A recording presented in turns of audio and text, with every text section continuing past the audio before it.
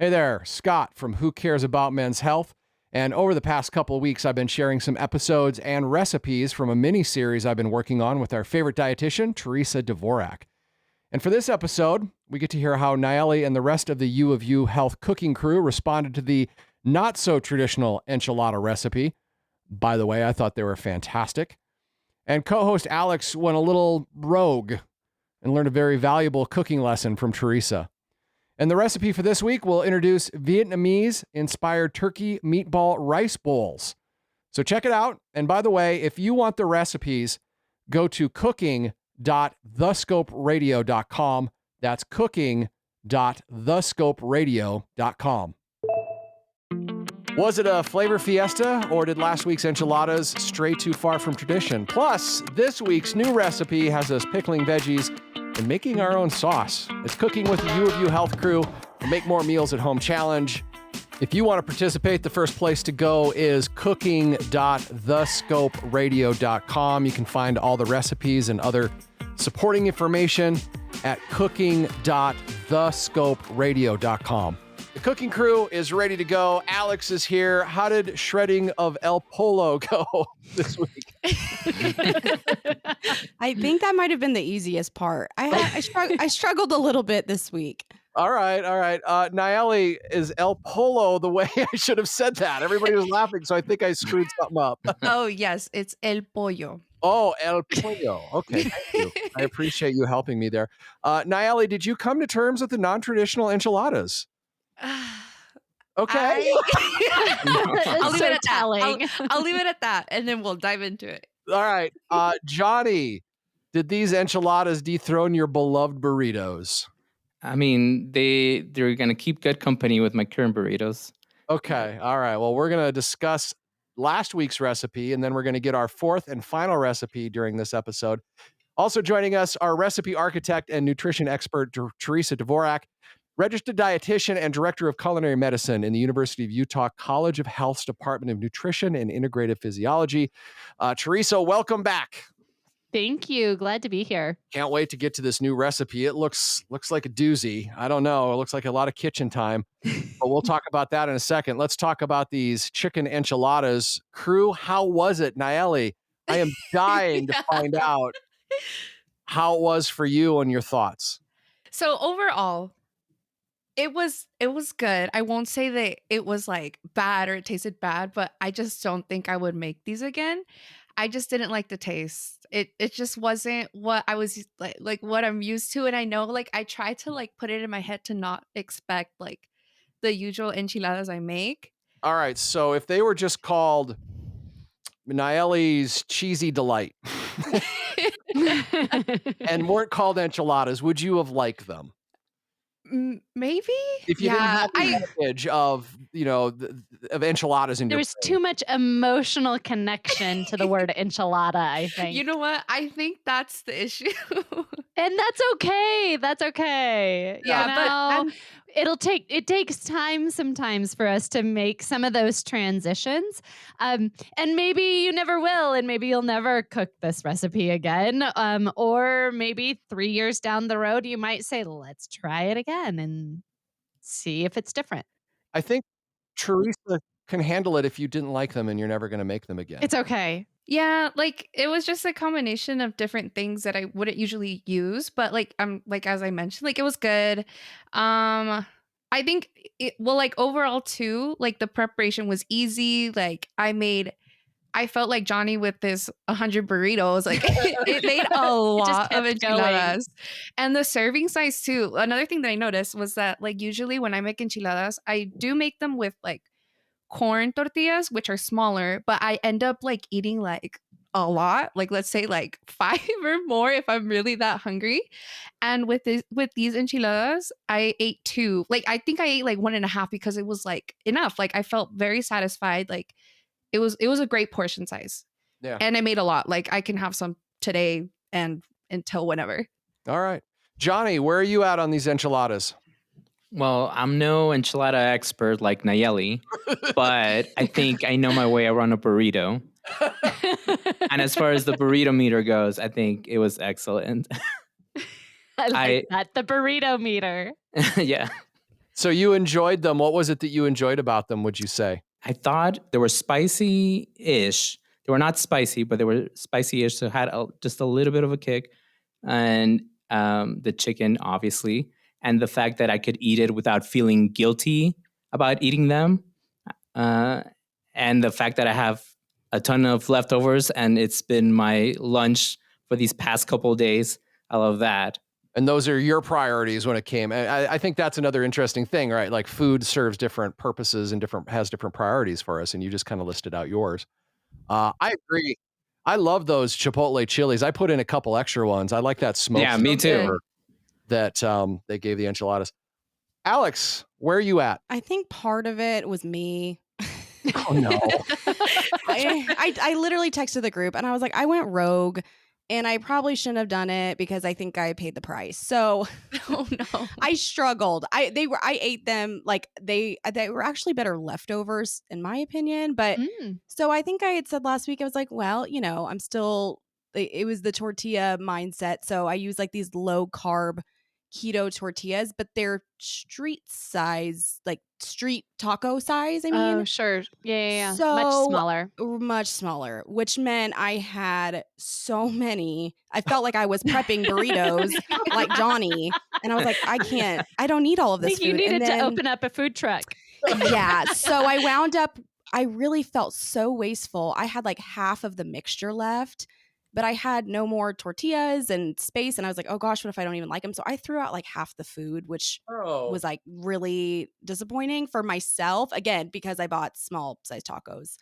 Well, in the future, you can just give it to me. I'll take it. Yeah, I know. I should have just like bought more, tortillas and more pans. Or refrigerate the mixings and you could have, yeah. Yeah, or I'll put it on salad or just on top of rice or a different grain if you wanted to. Yeah, so then I came into the issue too, though. I think it was too much cumin. I'm not actually a super big cumin fan. And when I saw 2 tablespoons, I was like, oh. So I did like 1.5, and even that was pushing it. So I probably could have backed off on that. I didn't add enough salt. And then I was super confused about this like milk chicken broth combination. Because when I took it out of the oven, it was just liquid at the bottom. So I like drained out the pan. So I was like, what am I doing? They didn't really, I don't know. I don't know if I did them right.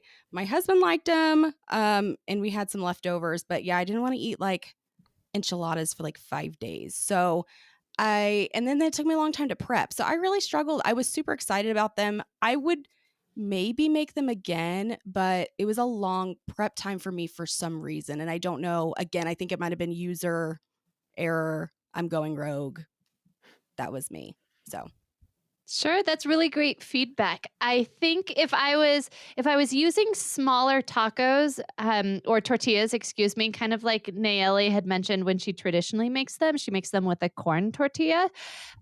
Is rather that because I can see how that would get like you're rolling and rolling and rolling these tortillas. And sometimes those smaller ones are ones that aren't made with a wheat-based flour or an almond flour, then they can sometimes break or crumble a little bit and not hold together so well.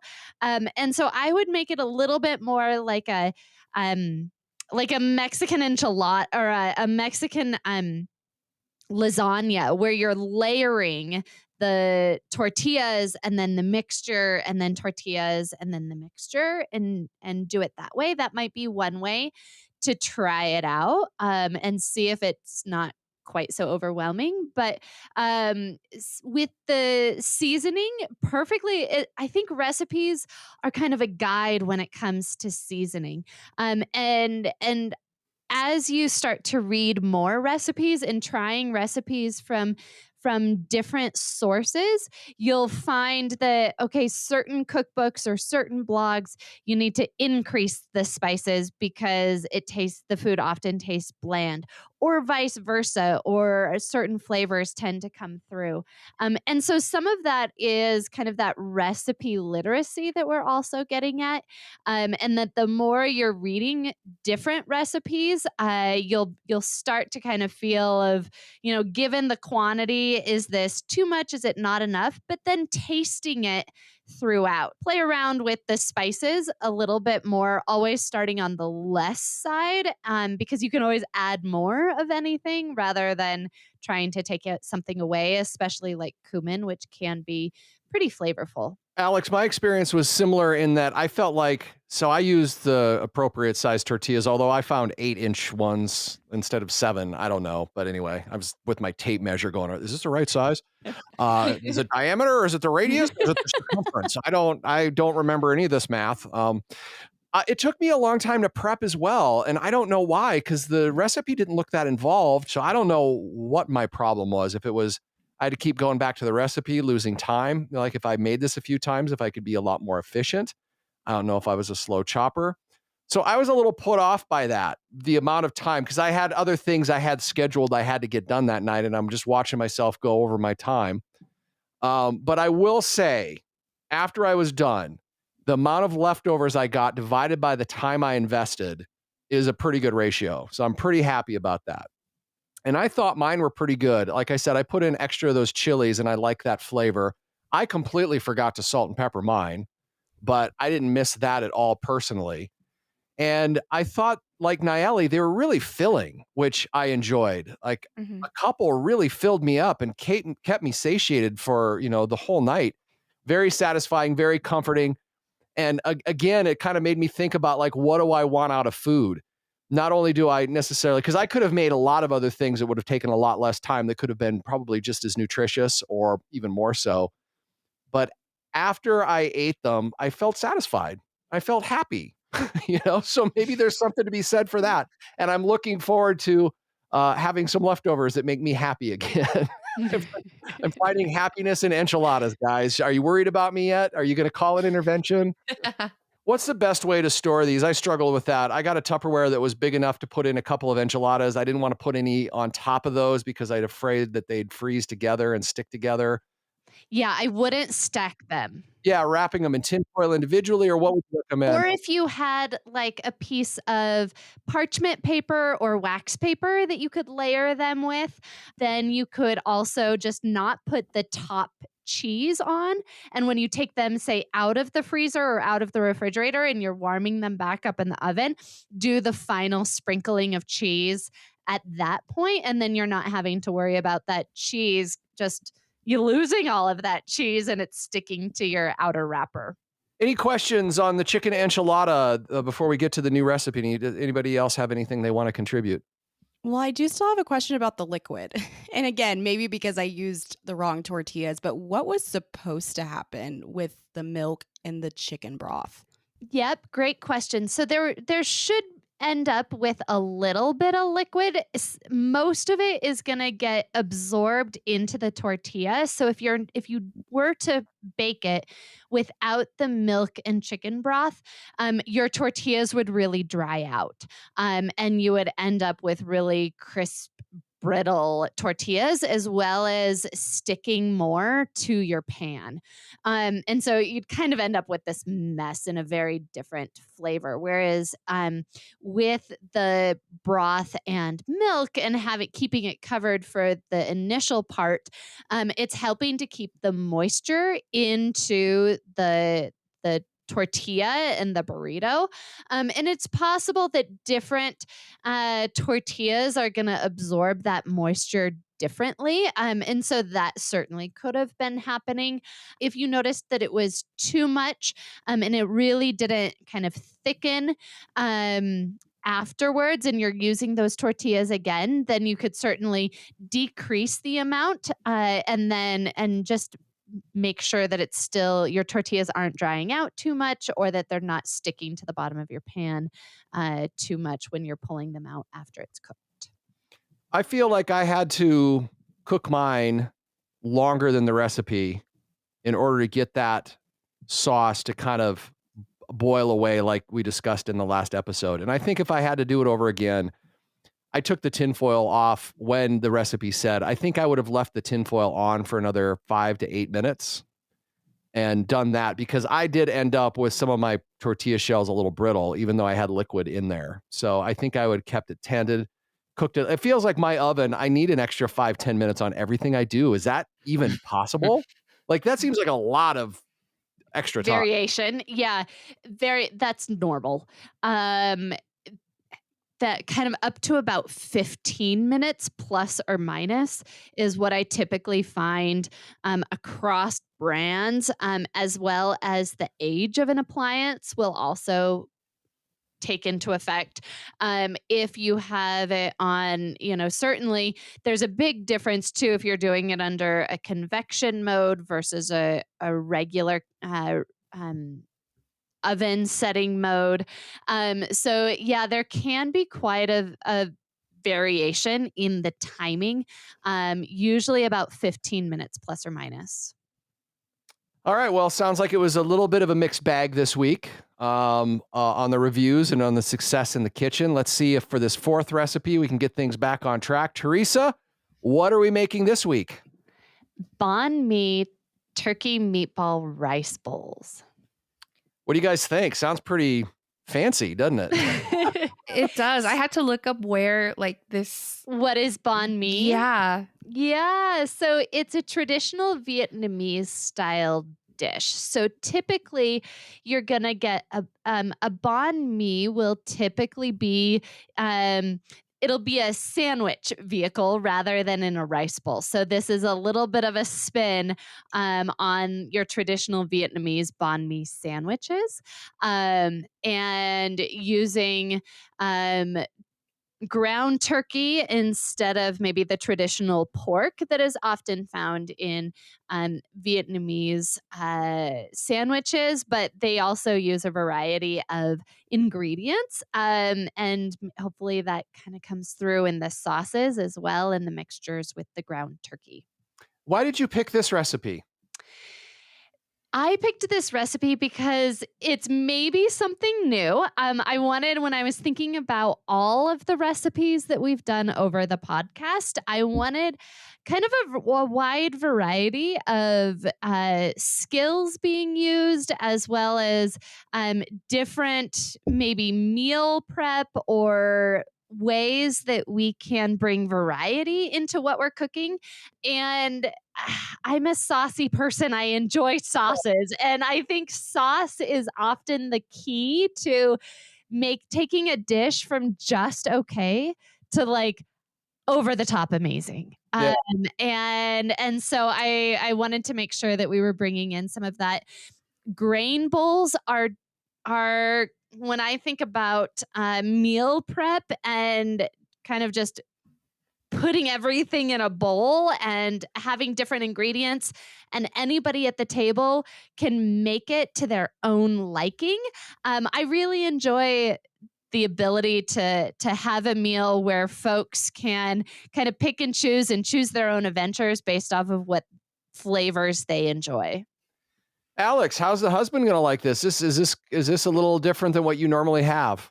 He loves banh mi. We have a place close to our house that he loves, but it might be me that might need the convincing. It's new for me. I'm not super, like I said, adventurous. So I know he will enjoy it. So yeah. How about you, Nayelli?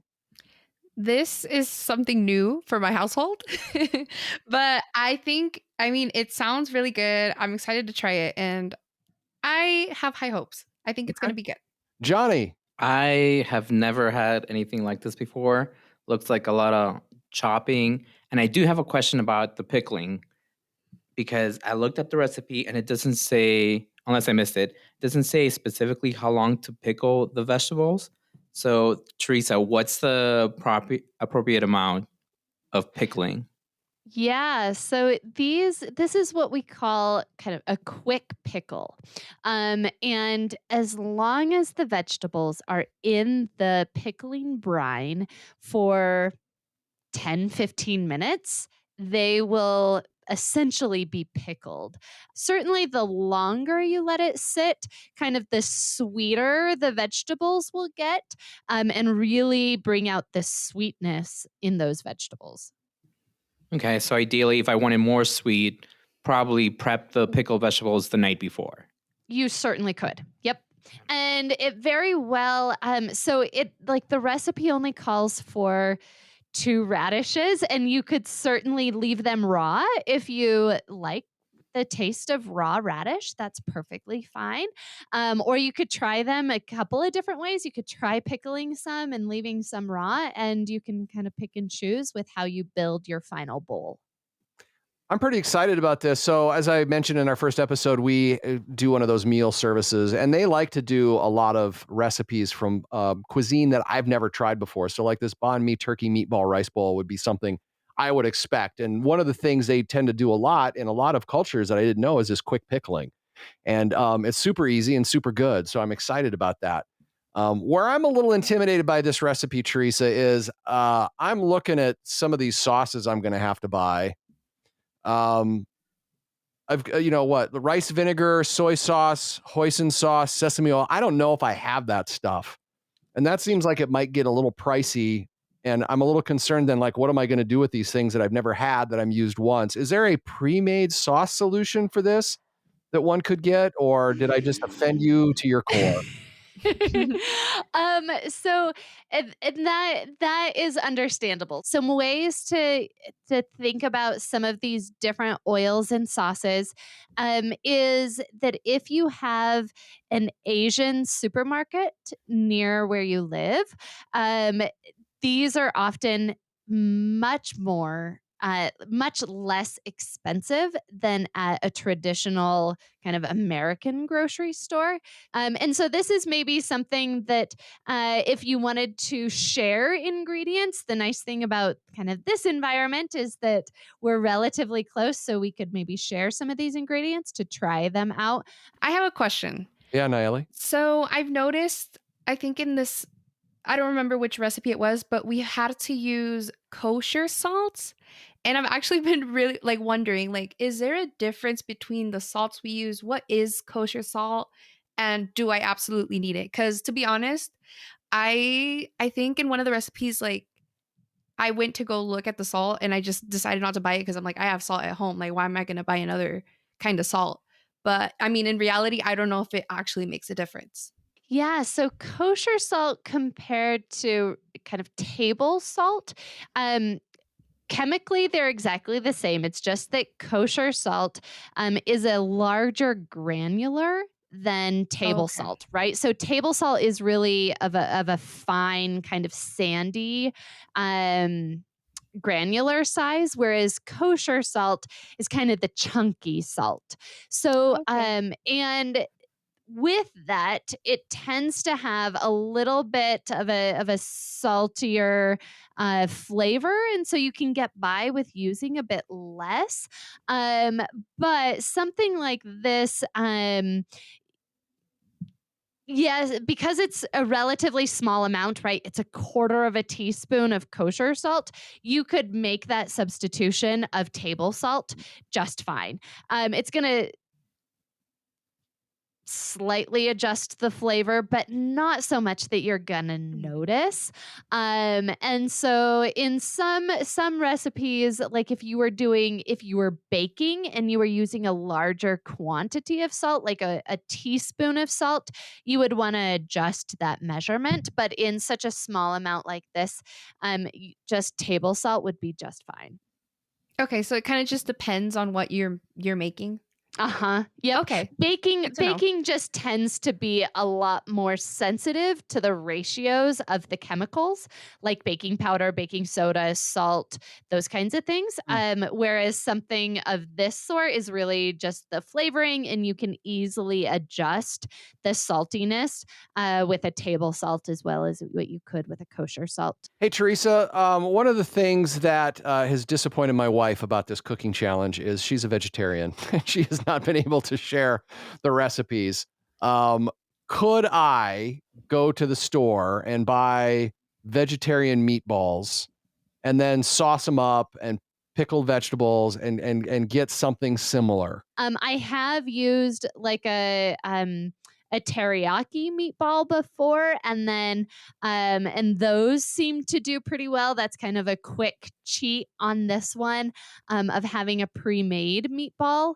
But something else that you could do is just tofu or like a tempeh or something of that sort, and use the same sauce that you are incorporating with your meatballs to flavor the ground turkey.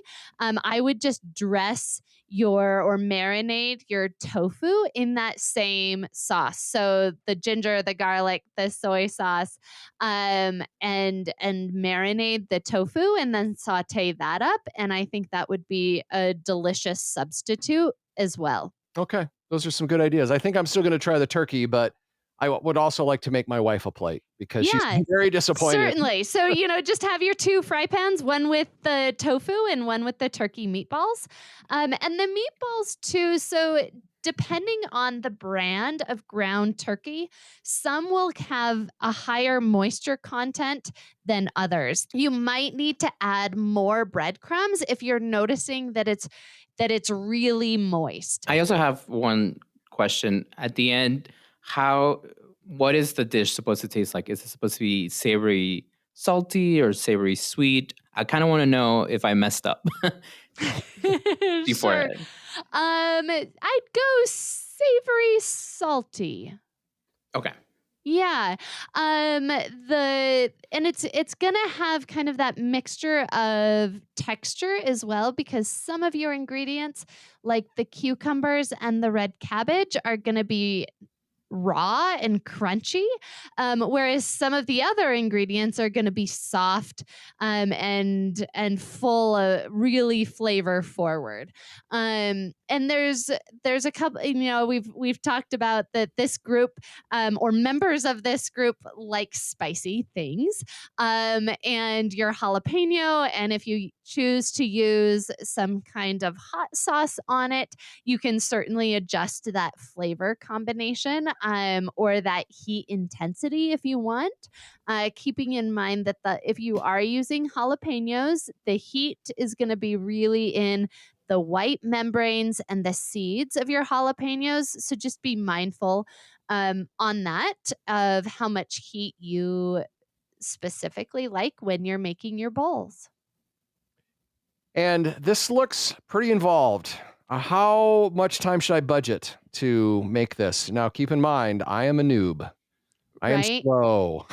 Yeah, I'd probably about an hour if we're doing things at the same time. So you're making the rice while you're doing while you're doing the meatballs.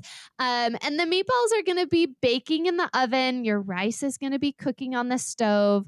I liked Johnny's. If you're not, if you're unsure on the pickling, that's an easy thing to make the day before or very much in advance.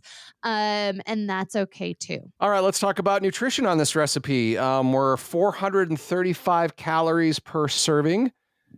Fat, 13.5 grams. Carbs, 51 grams. Fiber, 5 grams. So your net carbs somewhere around 46. And pretty good protein again, 29 grams. So any other things from a nutrition standpoint? And then what do we add to it to make it a full meal? Or is this really just truly a full meal? I'm going to go with full meal category. And I think the thing I like about bowls is that you can really customize it and you can move some of these pieces around. This recipe does call for using brown rice, so you're going to have a bit more fiber there. You can play around with how much rice. It's about these numbers come from about 3/4 of a cup, so just less than a cup of rice in the bowl. But you can certainly up the vegetables more. You can add a couple more turkey meatballs if you wanted to. I think if anything, it might, it's certainly because of the soy sauce, it it's leaning on being higher in sodium. And so if that's something that you're watching, then you could use something like a coconut aminos or a low sodium tamari sauce that has slightly lower or significantly lower amounts of sodium in them as well. Or is one other piece to keep in mind. All right, crew. No more questions? You guys ready to get cooking? We'll Yeah, see. ready. All right. It's always a we'll see with me. Let's go make this recipe. Let's share it with family and friends, and we'll talk about how it was and how it went in the next episode. And if you're listening, hopefully you are taking the 4-week Make Your Own Meals challenge. You can go to cooking.thescoperadio.com and click Take the Challenge to get the recipes and to subscribe to the podcast. And make it, and then post pictures. Tell us what you thought. Did you make some modifications? What challenges did you face? And most importantly, how did it taste? You can share your insights, your setbacks, and your successes on our social media channels, facebook.com/uofuhealth, Instagram @uofuhealth. The hashtag is MYOM challenge for Make Your Own Meals challenge. And if you really need to talk to us, hello@thescoperadio.com. And the cooking crew will return next week with our take on this recipe and to wrap up the Make More Meals at Home challenge.